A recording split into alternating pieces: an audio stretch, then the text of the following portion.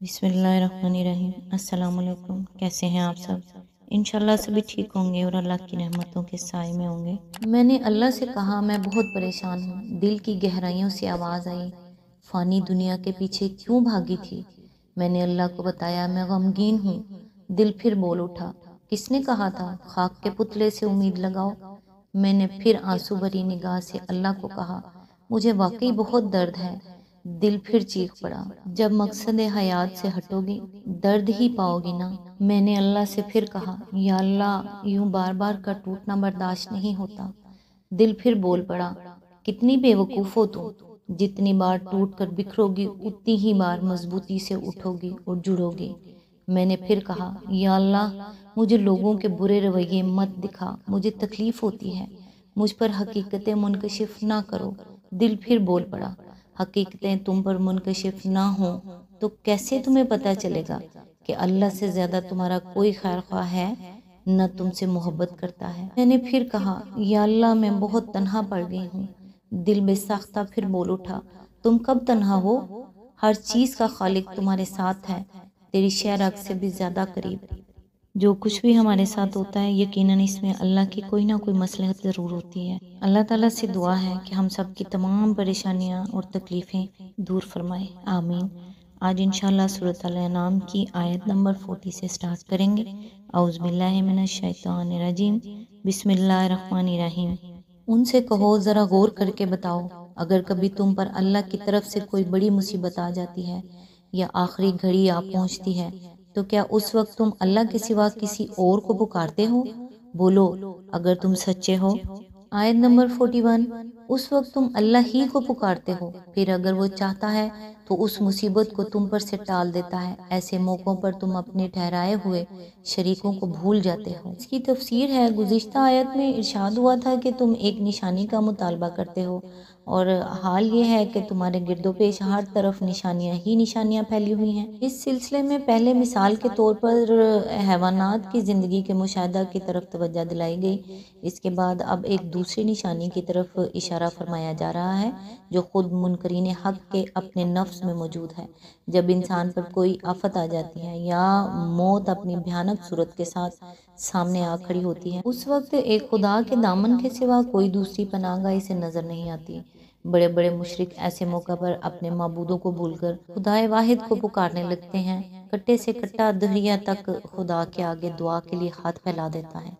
इसी निशानी को यहाँ हक नुमाई के लिए पेश किया जा रहा है कि ये इस बात की दलील है कि खुदा परस्ती और तौहीद की शहादत हर इंसान के नफ्स में मौजूद है, जिस पर गफलत व जहालत के ख्वाह कितने ही पर्दे डाल दिए गए हों, मगर फिर भी कभी ना कभी वो उभर कर सामने आ ही जाती है।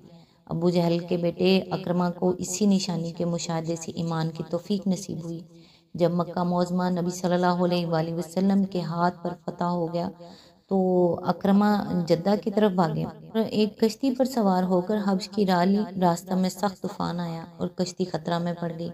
अव्वल अव्वल तो देवियों और देवताओं को पुकारा जाता रहा, मगर जब तूफान की शिद्दत बढ़ी और मुसाफिरों को यकीन हो गया कि अब कश्ती डूब जाएगी, तो सब कहने लगे कि ये वक्त अल्लाह के सिवा किसी को पुकारने का नहीं है, वही चाहे तो हम बच सकते हैं। उस वक्त अकरमा की आंखें खुली और उनके दिल ने आवाज़ दी कि अगर यहाँ अल्लाह के सिवा कोई मददगार नहीं है तो कहीं और क्यों हो।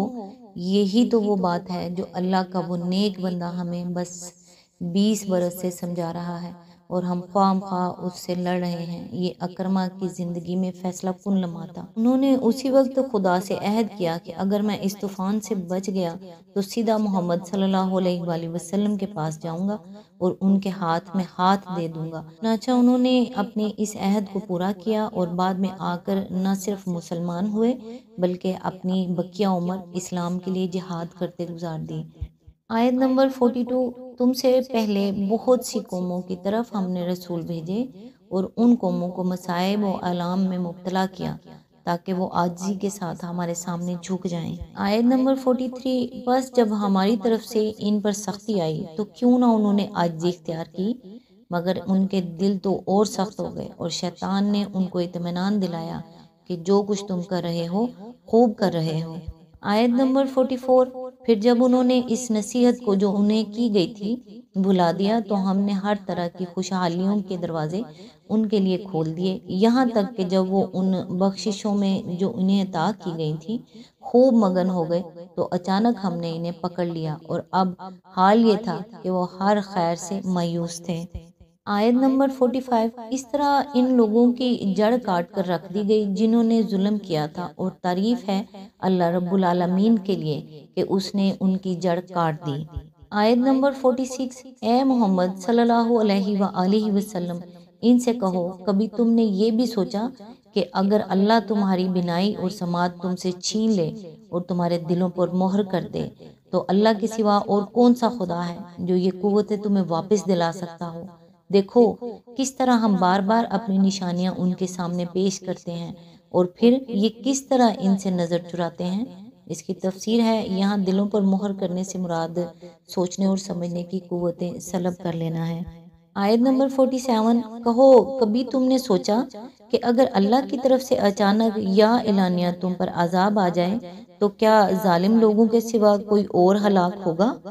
آیت نمبر 48۔ ہم جو رسول بھیجتے ہیں اسی لیے تو بھیجتے ہیں کہ وہ نیک کردار لوگوں کے لیے خوشخبری دینے والے اور بد کرداروں کے لیے ڈرانے والے ہوں، پھر جو لوگ ان کی بات مان لیں اور اپنے طرز عمل کی اصلاح کر لیں ان کے لیے کسی خوف اور رنج کا موقع نہیں ہے۔ آیت نمبر 49۔ اور جو ہماری آیات کو جھٹلائیں وہ اپنی نافرمانیوں کی پاداش میں سزا بھگت کر رہیں گے۔ آیت نمبر 50۔ اے محمد صلی اللہ علیہ وآلہ وسلم، ان سے کہو میں تم سے یہ نہیں کہتا کہ میرے پاس اللہ کے خزانے ہیں، نہ میں غیب کا علم رکھتا ہوں، اور نہ یہ کہتا ہوں کہ میں فرشتہ ہوں، میں تو صرف اس وحی کی پیروی کرتا ہوں جو مجھ پر نازل کی جاتی ہے۔ پھر ان سے پوچھو کیا اندھا اور آنکھوں والا دونوں برابر ہو سکتے ہیں؟ کیا تم غور نہیں کرتے؟ اس کی تفسیر ہے، نادان لوگوں کے ذہن میں ہمیشہ سے یہ احمقانہ تصور رہا ہے کہ جو شخص خدا رسیدہ ہو اسے انسانیت سے ماورا ہونا چاہیے، اسے عجائب و غرائب صادر ہونا چاہیے، وہ ایک اشارہ کرے اور پہاڑ سونے کا بن جائے، وہ حکم دے اور زمین سے خزانے ابلنے لگیں، اس پر لوگوں کے اگلے پچھلے سب حالات روشن ہوں، وہ بتا دے کہ گم شدہ چیز کہاں رکھی ہے، مریض بچ جائے گا، حاملہ کے پیٹ میں نر ہے یا مادہ، اس کو انسانی کمزوریوں اور محدودیتوں سے بھی بالاتر ہونا چاہیے، بھلا وہ بھی کوئی خدا رسیدہ ہوا جسے بھوک اور پیاس لگے، جس کو نیند آئے، جو بیوی بچے رکھتا ہو، جو اپنی ضرورتیں پوری کرنے کے لیے خرید و فروخت کرتا پھرے، جسے کبھی قرض لینے کی ضرورت پیش آئے اور کبھی وہ مفلسی و تنگ دستی میں مبتلا ہو کر پریشان حال رہے۔ اسی قسم کے تصورات نبی صلی اللہ علیہ وآلہ وسلم کے معاصرین کے ذہنیت پر مسلط تھے۔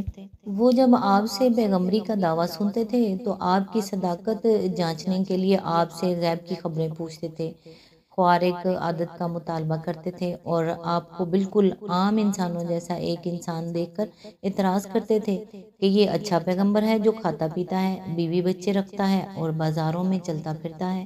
انہی باتوں کا جواب اس آیت میں دیا گیا ہے۔